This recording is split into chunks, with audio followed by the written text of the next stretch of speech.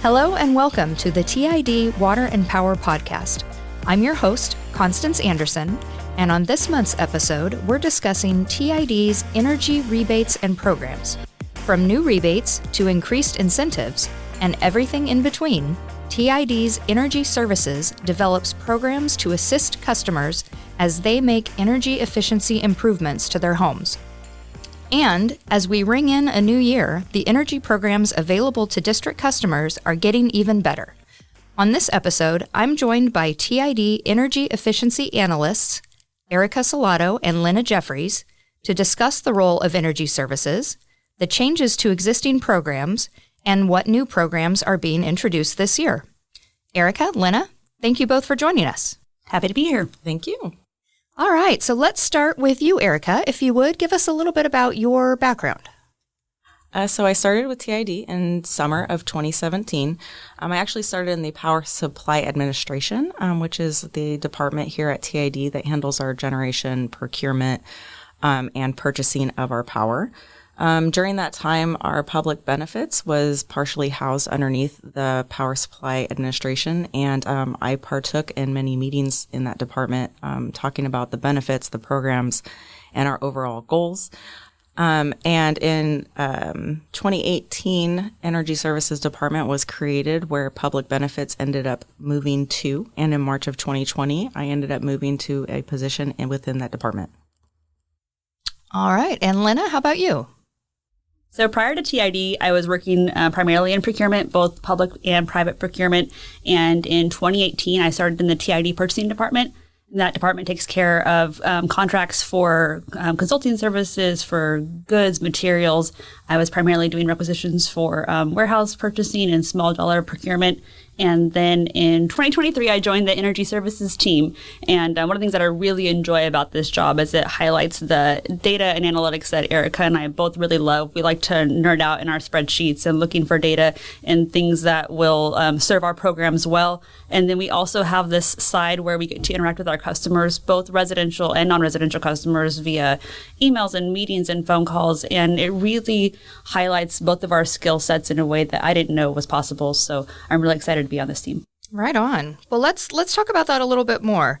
Can you give us a high-level overview of what the TID Energy Services Division actually does? Erica, what is your team actually responsible for? So Energy Services is funded by our public benefits charge that all of our TID customers pay into.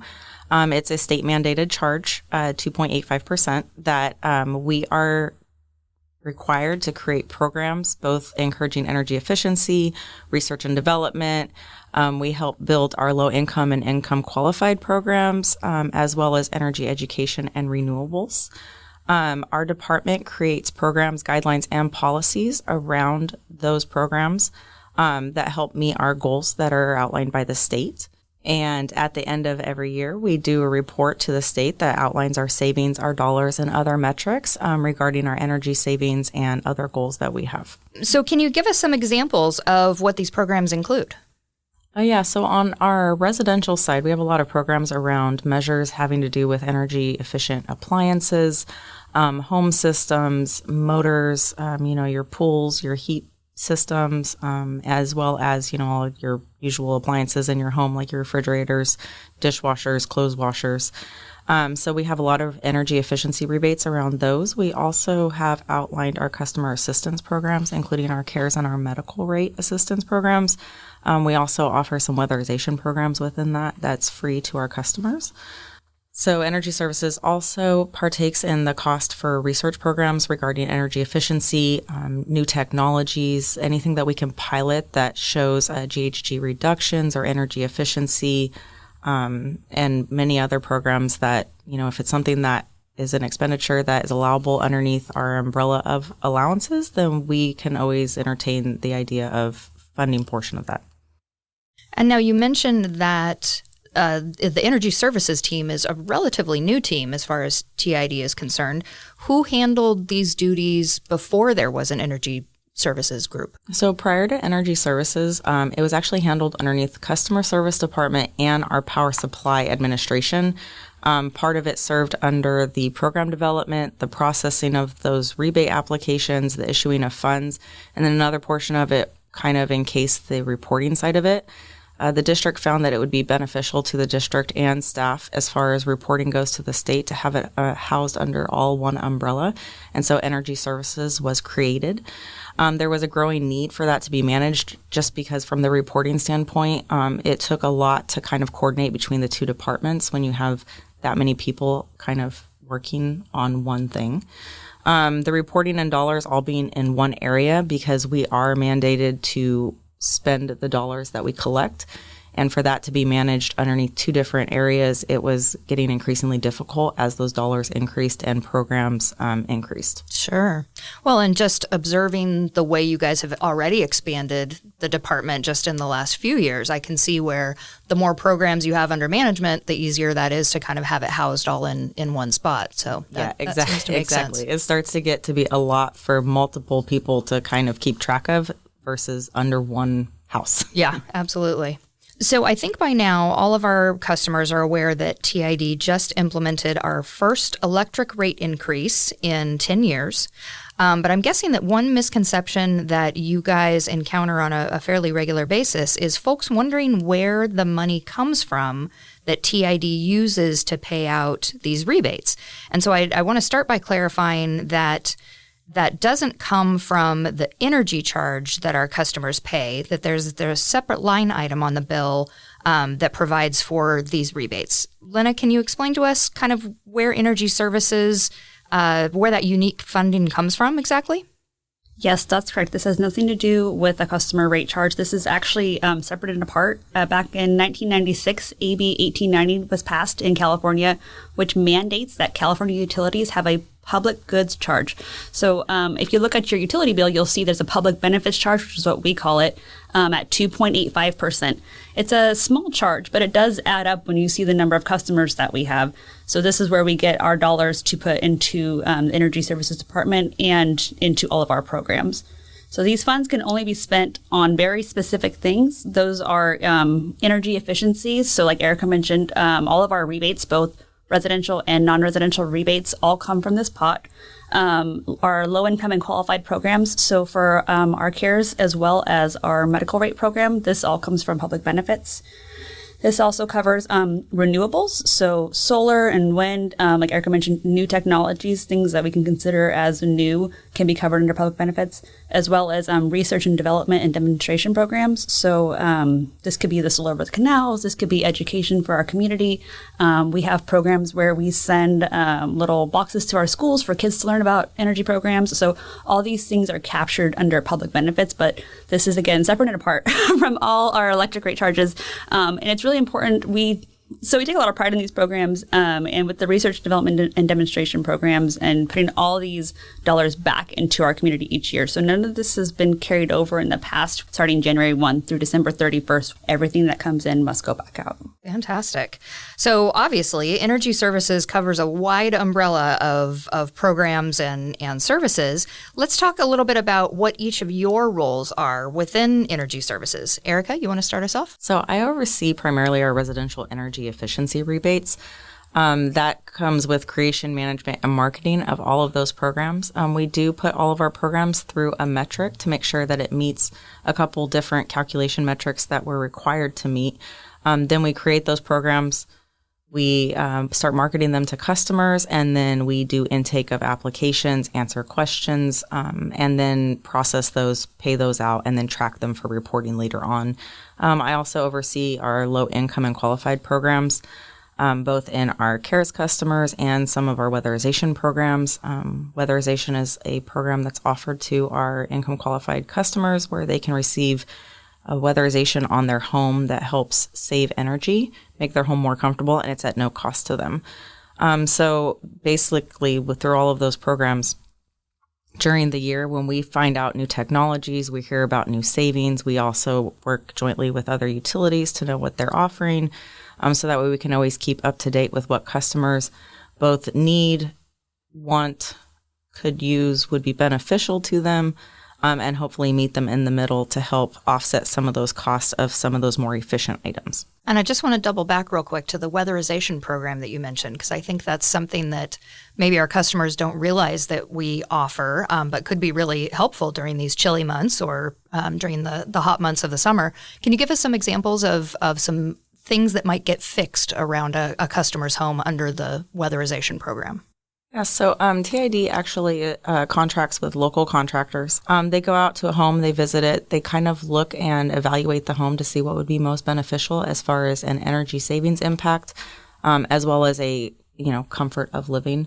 Some of the things that a customer may receive, we have a wide variety of pre-approved items that they're allowed to install as they see necessary. But they could be sunscreens to block heat out of your home, fixing broken glass that may be drafty, weatherizing and weather stripping your doors to keep out those drafts.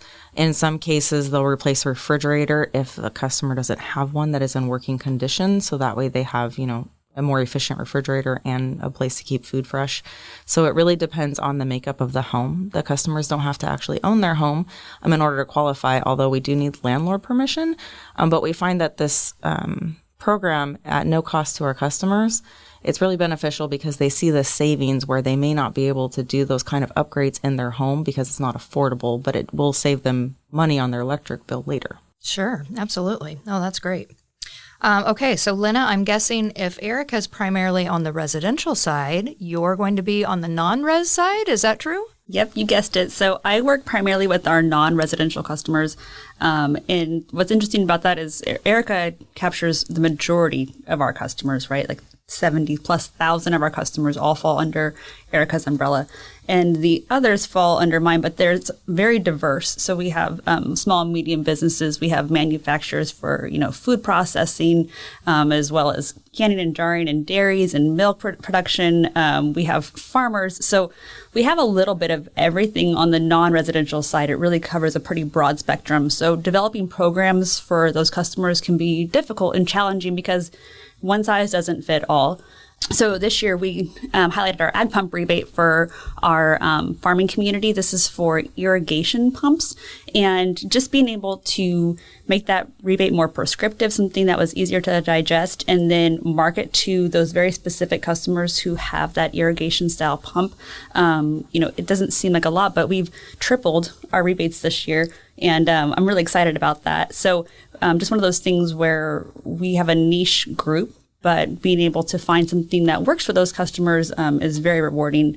Not only do I do things for rebates, but we also do energy audits for our non-residential customers. So we work through a third-party company, and they'll come in and look at your process from start to finish, whether that's creating wine or milk or, your shop or t-shirts, however you do it. They'll look at every process that you have and the way that you consume energy and try to provide some ways that you can either save energy, upgrade technologies to save on your energy bill, and other things too. Like if you're interested in solar, they could kind of provide the feedback of whether or not that would be a good move for you and your business, as well as looking at things like EVs. Our non-residential customers are really having to look into their fleet and if they qualify for these fleet mandates that are coming through. So we use a third-party contractor to help us with that. And then I'm on site for all of those walkthroughs and audits and getting to learn and engage with our customers about their processes and all the different type of businesses that we have here in TID territory. I also help report for our RD&D programs. So And what's RD&D? Great question. Research, development, and demonstration programs. Perfect. So right now I'm working on reporting for our MPT project, which is an electrification project that we did here in TID territory. We electrified 12 homes from propane to all electric, and just learning about the process of that as we want our customers to electrify, it's good for us to understand the kind of lift that it is, not only for our customers, but also for the utility, the costs that are involved with that, the type of contractors that they need to go through. This was just an interesting project that we were able to take on, and I'm looking forward to seeing the results of that and sharing with the board as well as our TID family here about what we're seeing with those customers and how we've made an impact in that community. And up until this last year, I've been helping run our electric vehicle rebate program. So this is for residential and non-residential EVs and EV charging. It was a very successful program, and I'm sure we'll touch on that a little bit later. And yes, I am going to double back to our EV program in just a couple questions here. But first, Erica, you kind of touched on this, that how a new program comes to be. So I'm curious how our existing programs are evaluated and how you determine what new programs need to be created. What does this look like? So most of the time the state has what's called a Title 24 mandate. It has to do with the energy efficiency and the efficiencies of new construction and retrofits. Part of the savings that we claim that works towards our overarching goals, which is the whole goal of our department, is that we are rebating to go above and beyond the minimum state mandate that is listed in Title 24. So part of what we do when we create a program is that we are looking at what is that extra step in efficiency that a customer can take and what does that market look like. The whole point in what we're trying to do is we're looking at new technologies. And we're trying to transform the market to become even more energy efficient than what is already required. So when we're looking at that, we're looking at what is the extra cost of, that item to the customer, how much can we rebate for the savings that we can claim. There's a couple different ways that we look at that. But ultimately it's about rebating appliances that are above the standard energy efficient and then educating the customer that not only will they be, getting a rebate, but then they get that lifetime of savings of whatever they're investing in, which can add up to quite a bit over time. It's just the education of telling them, it's not just the upfront cost, it's the lifelong costs. Okay. So if I understand correctly, the state kind of sets a baseline for energy efficiency. And then what we're offering our customers is a rebate to help them kind of go above and beyond that baseline from an efficiency standpoint. Yes, exactly. It's one of those where our whole goal is to transform the market to incentivize. LEDs are a great example. For a long time, everybody had incandescents. Sure. We all knew what they were. It was the only thing that was available. And then when LEDs came out on the market, we saw a huge amount of savings in that, but it wasn't mandated by the state that you could only buy them, you could only install them. So we started incentivizing customers both on the residential and non-residential side to invest in those lighting, both in fixture and in bulb, because we knew that the savings was there. Half the time you can't even find the incandescents in the store regularly because LEDs are now kind of the standard. And so you see those types of rebates now becoming less and less available. But it's because we've transformed the market and now that is what is kind of the standard. So we're always looking to see what is the new thing that's coming out that we can incentivize in order to introduce that to our customers. Okay, very good. And I just want to double back on something you've referenced a couple times now. So when we say there's a savings that the customer can earn or can sort of cash in on, that's the energy efficiency savings that then for them translates into hopefully a lower TID bill, a more efficient home or business. So they're earning savings in that way. But you've mentioned that TID is also looking to hit certain savings markers, but that's not necessarily translated back in monetary terms to TID. What sort of savings are we looking to calculate there? Yeah, so the savings when I'm referring to the customer is, you're exactly right. It is having to do with the savings where they're using less energy every month, which ultimately results in them spending less money every month on their bill, which everybody loves. For a TID, when I'm talking about energy savings, I'm referring to the fact that we're working towards goals that are state mandated of how much energy that we are going to save and not procure or have to come up with for our customers. Those goals are outlined regularly, and each year we have a metric that we have to meet towards those goals. So when I say that we are claiming the savings or we're getting the savings, it has to do with that savings of that item that the customer has purchased and installed. And we can say, hey, based on that item, we saved X amount of kilowatt hours per that item per this year. And then those result in the overarching goal. Okay, very good. Thanks for that. No, that's really helpful. Okay, so Lynna, Erica mentioned that TID is working towards these goals that are set for our energy services team as far as the amount of savings that we're looking to capture, et cetera. Tell us more about the goals. How are those set? What do those look like? So these goals, what we're doing is we're capturing the savings from each measure and each rebate and reporting that back to the state to reach this overarching goal. And this overarching goal is set every 4 years for a 10-year period. So they're looking 10 years in advance to say, where are we? Where are we going? And like she mentioned with Title 24, where do we see the state of California going? And how can our utilities help the state of California reach their goals, right? So this all kind of funnels up. And our goals are incredibly unrealistic. Yeah, and it might seem a little bit harsh to say that, but right. So these goals are very lofty goals. And so in 2024, our goal was 11 million kilowatt hours. And in 2023, we had a couple of very large projects come in at the end of the year that we were super excited about and thinking that we were going to hit a pretty good number.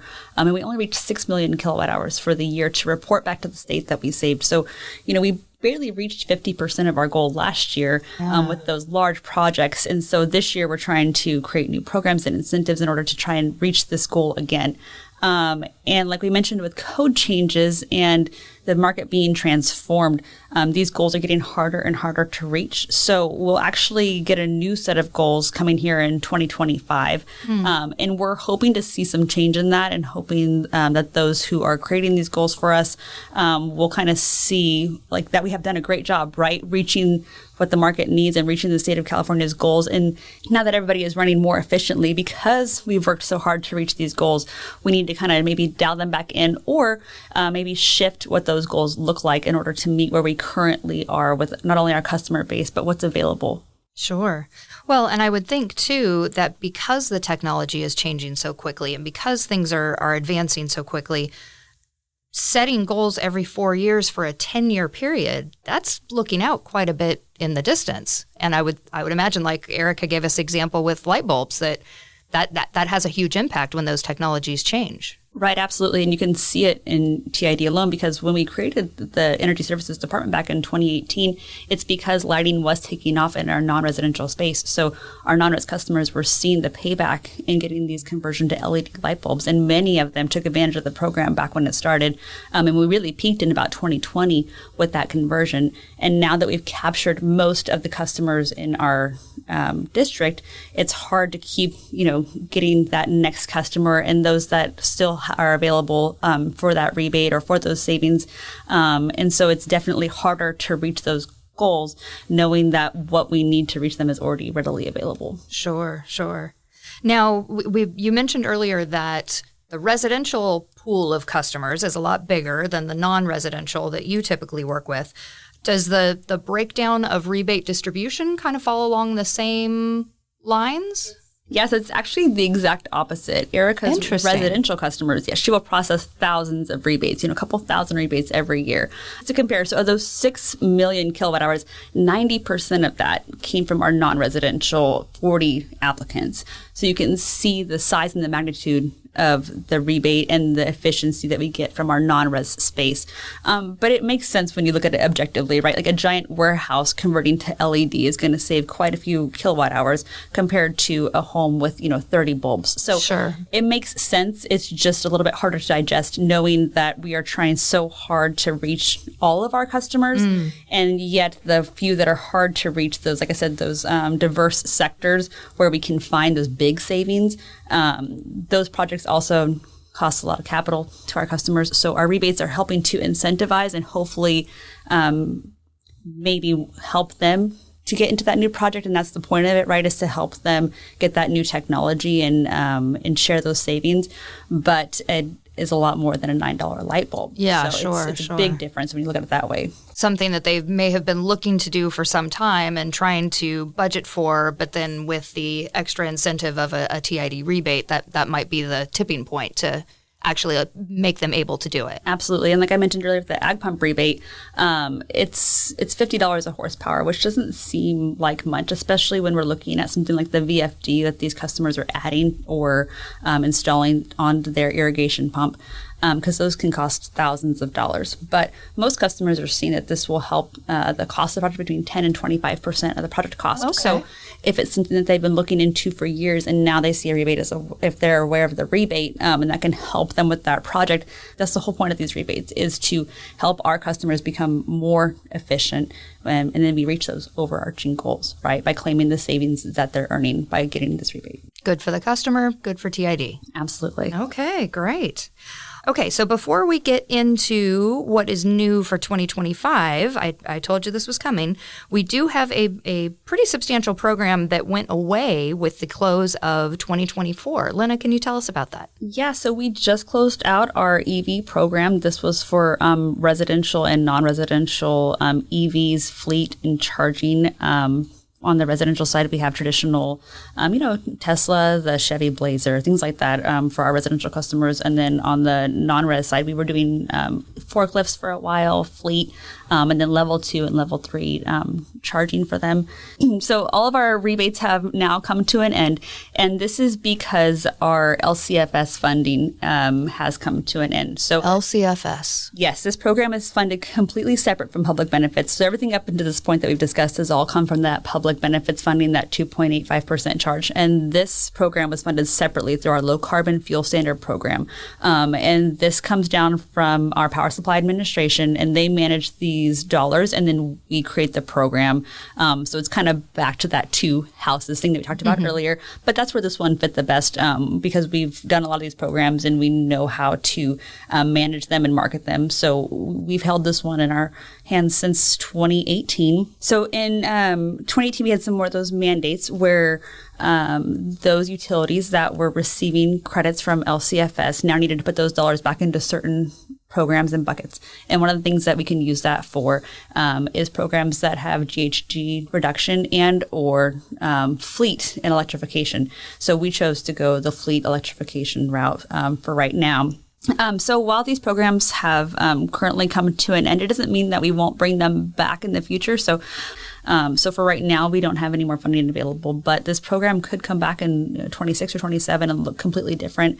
It might be multifamily or income qualified complexes and things like that, helping a different sector of our TID community. So because this was a very popular program for TID, I just want to kind of summarize if we can. So the funding for the program came through what we call LCFS, which is low carbon fuel standards.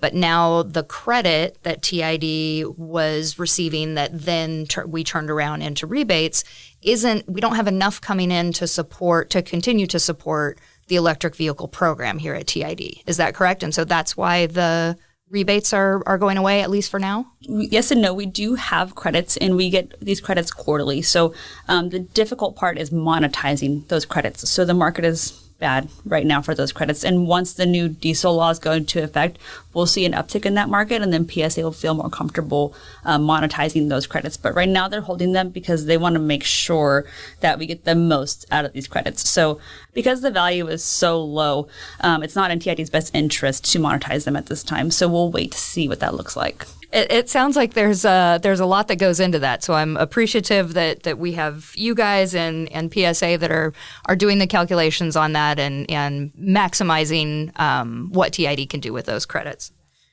Okay. EV program as of December 31st, 2024, that program has stopped. Can you give us a quick summary, though, of the rebates and the opportunity that program provided for TID customers? Yeah, we had a very successful program with this, especially this last year in 2024. We have given out over 600 rebates this year for this program, Wow. 200 in chargers and 430 in EVs for our residential customers.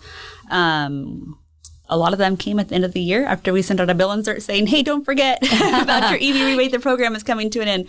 But we're super grateful to all the customers who do look at those bill inserts, who are aware of our rebates, and then go ahead and apply for them. So this year we had a large number of, over 600 rebates handed out.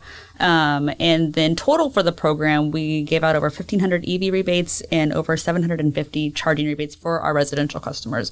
For the non-residential space, we didn't give out as many rebates. They're a little bit harder to get than it is for our residential customers. But we're super excited that it was successful, and we'll see what it looks like when it comes back. All right, great. Okay, so now let's look ahead to 2025. And first of all, Happy New Year to you both. I think I neglected to make mention of that at the top of the episode. But let's talk about what's new and exciting in 2025 as far as rebates go. We'll start on the residential side. So on the residential side, we actually are introducing 2 new energy efficiency rebates, both for our Energy Star certified dishwasher and Energy Star certified clothes dryer. We had offered the refrigerator, the clothes washer in the past, and they were both $35. We've also increased those to $50. So now all 4 of our appliances, as long as they're Energy Star certified, will be $50 towards our customer. Any other changes in the values of our rebates? Yeah, there's a couple other rebates that we have offered that we are increasing our incentives for. We recognize that there's an increasing cost of some of those newer technologies, and we're trying to incentivize our customers to invest in those. So our central heat pump system is going from $500 to $1,000, and our induction stovetop is going from $100 to $300. Within that, we are trying to promote our induction stovetop. So even though it is not Energy Star certified, it is a new technology that we're trying to kind of get the word out to our customers. We've also introduced our induction stovetop loan program to our customers. If anybody wants to check that out, it gives you a loan program. Yeah, so we have our cooktops actually, and they're mobile, along with a couple cookware items, and we allow our customers to actually check those out. If you want to say like library style, wow, they can contact us. They can take them home, try them out in their home, so they can kind of get a feel for how that technology works. Kind of see the safety in it, see how it's more efficient in the fact that it cooks your food faster. Again, it's a new technology, and sometimes it's nice to try before you buy. So we introduced that here at the end of 2024. So hopefully our customers take advantage of that if they're interested in that kind of cooktop. Yeah, that's awesome. And so how often do you typically increase the incentives available for rebates? Is that something that happens every year, or how do you make that decision? No, we kind of look at our portfolio as a whole and how we conduct our what we call levelized cost, meaning the cost that we pay for the savings doesn't exceed our cost to purchase the power. We look at that regularly, both in the cost of the power and the cost of the items that the customer would be purchasing. And we use a calculation in order to come up with a dollar amount that is both incentivizing to a customer as well as meets the metrics that we have to meet. So we analyze that every so often, every few months, at least once a year, when we're putting together all of our numbers in order to build out our portfolio to meet our goals. We look at those numbers, and if we have the ability to increase an incentive for our customers, then we always try to, only because we recognize that, again, there's an increasing cost of items, and if it, helps our customers offset some of those increasing costs, then we love to do that. Awesome. Very cool. Okay. And what about any new programs on the non-residential side? So for our non-residential customers, we can look for in the second quarter of 2025 our direct install refrigeration program. This program is called Keep Your Cool, and it's everything related to refrigeration, whether that's strip curtains or new casing, auto-closed doors for refrigerated areas. What happens is our third-party contractor will come in. They'll evaluate your mini mart, your supermarket, your refrigerated areas inside your restaurant, things like that, and they'll see where you can benefit from efficiencies and where maybe you're losing some energy due to outdated appliances or outdated technology. They'll install these measures, and the customers will see the benefits from savings on their bills, and TID will get to claim those savings for our reporting. There are some things that still need to be worked out with this program, so that's why we're waiting to get this launched. But I think by quarter 2 of 2025, we should have our contractor here available and ready to serve our TID community. And you mentioned that this is primarily targeted towards small and medium-sized business customers, like you said, restaurants, mini marts, that sort of thing. We chose the small and medium business customers because we find that that customer base has the want and the drive in order to make the change. But sometimes that's where the dollars are hardest, right? Those are small customers, and they want to make those changes. But with the TID Direct Install program, they're able to get there. Not that we don't want to help our large customers, but we see that a lot of them have capital funding that kind of helps those projects along anyway. So we do have plenty of refrigeration rebates available for all customers, regardless of size. So we have that case lighting, those strip curtains, the auto closers, things like that. And we're always willing to do a custom rebate for our customer who installs a measure that might be specific to their type of operation. But if we can calculate and capture those savings, we'd be happy to, find a rebate for them, even though they're not in that small, medium business category. And I think that's a really good thing to touch on, is that TID has predefined rebates, but that we're also open to just partnering with our customers. And if there's a need that they're looking to meet and they need some help in doing that, to bring that forward to TID, have a conversation with you, and who knows what might happen. Yeah, we have our customers call quite often, and they'll just reach out to me and say, hey, this is what we're looking at doing. This is what we're thinking about doing. Is there a rebate available? And my answer is usually, yes, let's do it. Let's find the savings. The hard part can be quantifying those savings. So recently we had a customer convert their chiller, which is a huge unit in their warehousing. And so what we did was we went out and logged on that panel specifically, and so that we could see what the old chiller was using and doing and pulling. And then after they were able to order, install, and optimize the new chiller, we went out and logged again, right? So we can see comparatively from last August to this August, what happened, what changed, and how efficient is this model. And doing so, we can then project what their annual savings will be and rebate 8 cents kilowatt hour based on that number that we find. Okay, which then you had the opportunity then to quantify what that savings was. Absolutely. And then, justify a $7,000 rebate, right? Yeah, we love to partner with our customers. If they call us and let us know the projects that they're interested in doing as often as we can, we want to quantify the savings and offer the rebate. Very good. All right. What else is new in 2025 for the non-residential side? We don't have a ton of new things for 2025 for the non-res space, but some of the things that we have from 2024 that we should highlight. Again, the ag pump rebate. We went from 8 cents a kilowatt hour for the 10-year savings to a $50 per horsepower. So it's more prescriptive. We're still able to claim the same amount of savings. It's just a little bit easier to digest when you're trying to figure out what that rebate will look like. And again, most customers are seeing anywhere from 10 to 25% of their project being rebated through this program. Another one that we have is our commercial audits. So I kind of hit on this a little bit before, where we have a consultant who will come in and look at your process from start to finish and find those efficiencies or where you're being inefficient. You can also offer some consultation on solar and EV charging, battery storage, different types of things that your business might be looking to do in the next 2, 3, 4, 5 years, where you're at now and where you plan to go. So we have been able to we did 3 of those this year. We'd love to do 4, 5, or 6 next year. And now that we have a little bit of a rhythm, I think it'll be easier to get our customers, on board and get it going, and then help them see what's available for their future projects.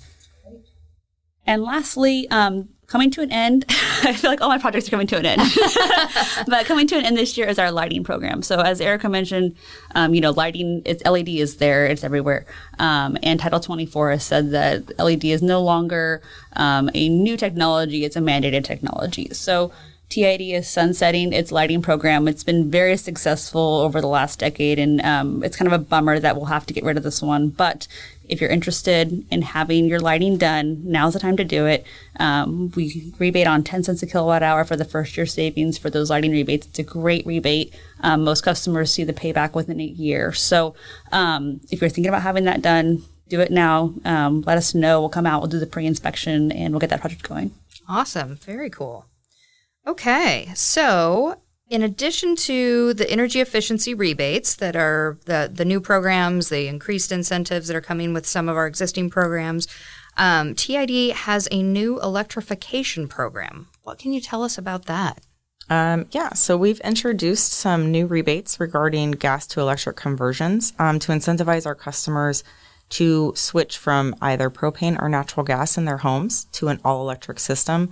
That can be anywhere from your central heating and cooling in your home, your water heating, or even your cooking.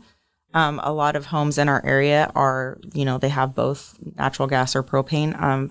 So for example, a customer that has a gas stove and they want to replace that with an induction cooktop, which I had mentioned previously, if they replace that and they show that they converted their appliance from gas to electric, they can qualify for up to $800 rebate for that actual stove. The heating, your water heater, if you go from a gas water heater, either natural gas or propane, and you show the conversion on your invoice for that installation, you can receive up to a $1,200 rebate for that. And our central heat pump, which is our largest rebate that we are offering currently, if you convert your heating and cooling system in your home to an all-electric system and you show that gas to electric conversion, you actually qualify for up to a $4,000 rebate. We kind of created this program out of the necessity to kind of study what electrification in homes looks like from the utility standpoint. The state has talked about for a few years about GHG reductions, and as the state has started creating goals regarding electrification and GHG reductions, we as a utility are looking at other utilities on what does that look like. When you electrify something, you're adding load to your utility. So you're adding additional electricity. However, you are saving from the customer standpoint on the gas side of your utility bills. We do know that those installations come with extra costs. And so we've been trying to study that, what that looks like from a customer point of view. Like Lynna mentioned earlier, we did the electrification pilot of those 12 homes to electrify from propane to all electric to kind of see what that looks like. So we have a better understanding of kind of what that cost entails, how much work that takes, what type of contractors you need to do that kind of work. So we develop these programs so that way we can learn from these programs kind of what does that look like to our customer. And we also want to know what it looks like for, the additional, load to Turlock Irrigation District. So we developed those initially for our residential customers. Our non-residential customers, we're still evaluating what that kind of looks like. Every business model is kind of different, and there's not really a one-size-fits-all option that we can just offer a rebate for. So we think that the electrification on the non-residential side will be kind of a more custom, but more information to follow on that. And I feel like we're starting to hear and see more about electrification in general. Why is that? So the state's overarching goals is to reduce GHG emissions. They've been talking about what you might hear as electrification, fuel switching, items like these for quite some time. Customers in our area, they either have propane or a lot of them have PG&E for their natural gas. And as those utilities like PG&E that are supplying natural gas, they're also trying to reduce GHG. So if all of the utilities are looking forward right now to meet the state's goals for those reductions, then we need to look at how that affects us both as a utility and from the customer standpoint in making that switch from gas to electric. It's also good to mention that the TID programs that we're developing right now, they actually can work in conjunction with some of the other state and federal programs that you see out there.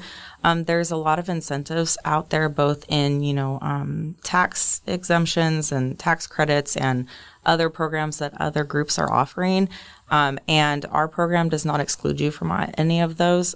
We do have an overall rule of, we can't rebate you beyond what you have paid for whatever item it is that you're installing. But some of those incentives, when stacked upon each other, they can actually result in a good payback for that customer. The cost to electrify your home may not be as large of a cost to you as a consumer as it could be without those incentives. So it's important to remember that our program does not exclude you from others. No, that's a really important note. Yeah, and it also goes for our non-res space too, because we see right now that some of our non-residential customers are applying for and being granted funds from the state in order to start this learning process of what does it take to electrify a large or small business. So if you're listening and you are one of those customers, reach out to us. We want to know about your project. It could also have a substantial impact on TID depending on the size of the business, right? If you're a large business and you want to electrify, we definitely want to partner with you in that and kind of share that experience and see what's happening and also offer the rebate for what we can. Very good. Okay. Any other important changes or updates that are taking place within the energy services realm in 2025? So one of the changes that we have that is, a good thing to note is to our CARES customers. It's our income qualified program that offers you a discount on your electric bill every month based on your income qualifications for your household. With the current rate increase that we have introduced January of 2025, we also took into consideration that for our CARES customers, that would have, some impacts to them as well. So we took a look at our CARES discounts during the cost of service study, and we wanted to make sure that our CARES customers, they would receive the same benefit as far as the discount they were getting after the rate increase as they were prior. In 2025, we've increased our customer charge discount to $16 with 15% off the first 800 kilowatt hours. In 2026, we'll increase that discount on the customer charge to $20 and then give 10% off the first 800 kilowatt hours each month. And then in 2027, we're going to do a flat $30 customer charge discount without the discount on the KWH. We found that this will maximize every customer's ability to maximize the benefit that they receive in that program. Also, in 2024, TID Energy Services worked with some other outside agencies in an effort to align our processes to make it easier to qualify for our CARES program. We know that a lot of our, CARES customers and, customers in general, they're busy. And sometimes to apply for multiple programs, even though you need the assistance, it is time consuming and time you may not always have, documents you may not always have on hand. We found that a lot of our other outside agencies, they're requiring the same types of documents that we are. Their income qualifications are the same as ours. So we found that if they're asking the same thing, then if they can provide documentation that customer's already applied to their program, submitted those documents and been approved, then we can use their approval as documentation in order to get approval for our program. So we've seen an increase in participation after implementing that change to our program for that alignment. And we're hoping that it continues to increase because we know that customers, many of them need assistance and the discount is definitely beneficial to them. So we hope that they continue to come in and take advantage of that. Yeah, absolutely. That's an important program that we offer our customers. Lynna, any last updates to add? Just that if you are one of those customers that have applied for our income qualified programs, don't forget about our weatherization program. Like Erica mentioned, we use a local contractor to come to your home and evaluate your space and to help you find ways to save energy. And we do those measures free of charge to our customers who are existing on the program. You also might see that same contractor if you live in a multifamily complex or in a mobile home.